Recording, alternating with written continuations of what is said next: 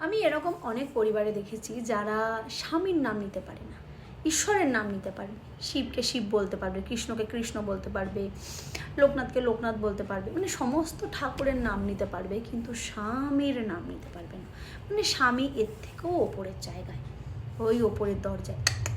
নাম নিলে তার পাপ হবে।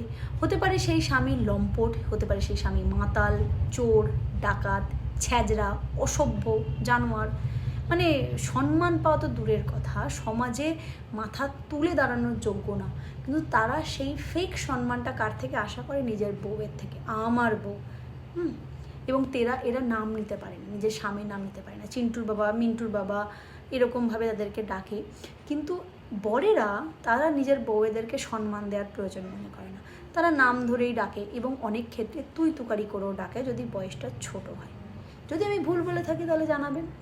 সমস্যায় কারা পড়ে জানো? এরকম লোকেদের মাঝখানে যারা প্রেম করে বিয়ে করে। কারণ যারা প্রেম করে তারা তো বিয়ের আগে মোটামুটি নাম টাম ধরেই ঢাকে। অনেকে তো বন্ধুদের মধ্যে প্রেম হয়ে যায়, যে তুই তো করা চলে।